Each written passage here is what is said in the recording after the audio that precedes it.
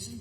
The National Housing Federation told us that, in particular where there were complicated or problematic housing claims, that landlords were having, or housing associations were having to go through a lengthy process before they could actually speak to the DWP housing team. So would you consider removing that process to allow landlords to speak directly to the housing team?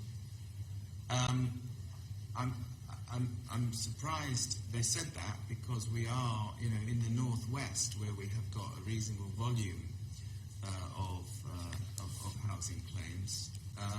We are putting in process a direct communication with landlords.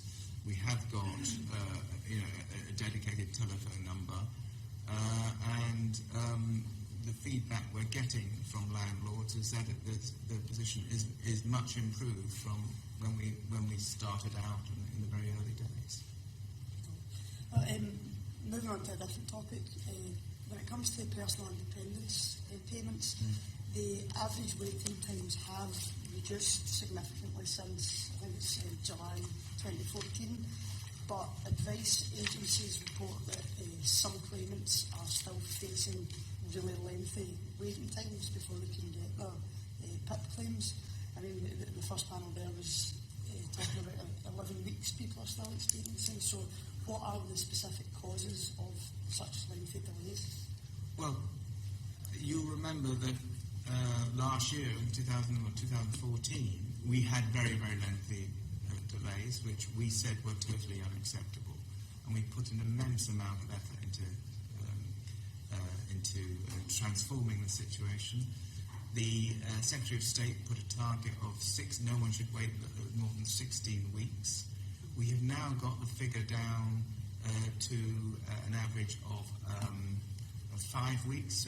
In fact, no new claimant waits more than 5 weeks. We're just working through some of the historics. You always get some outliers, but they're for very good reason. I mean, if someone has not been able to attend 3 or 4 times, it's very difficult to process their application. If they went into a care home or went into care in a hospital, so they weren't there. So there are always going to be some particular situations, but when you look at the big statistics, that is one of the most dramatic turnarounds from a completely unacceptable system that I've actually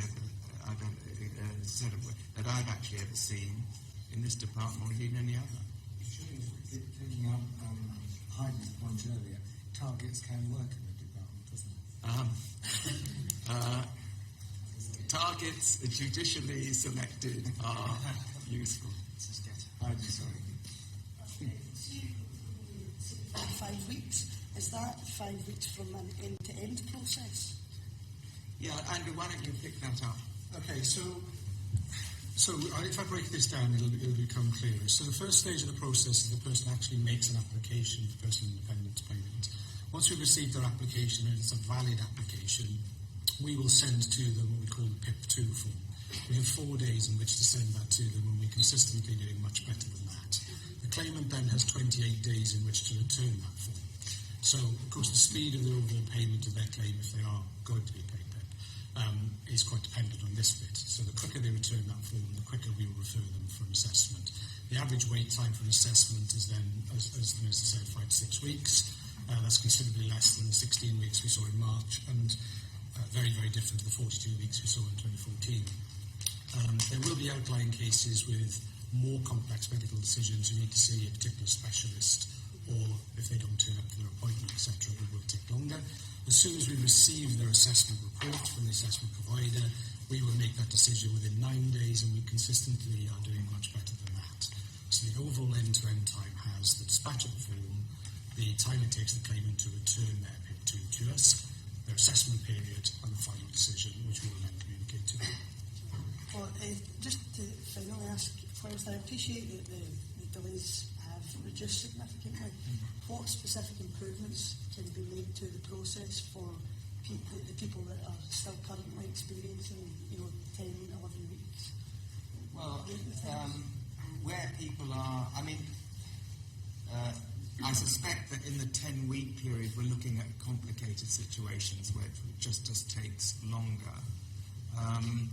I suspect we are now at the level of acceptable performance. Where there are outliers, clearly exceptional outliers, we get alerted to them. I mean, MPs perform a very useful function here, and they write to us on individual cases, and when we're alerted, we can look at them because something has gone wrong. So, and that's the process that works. And indeed, the number of letters that we have received, the correspondence in this area, invariably from MPs, has dropped very substantially. It's dropped to a third of the levels that we were seeing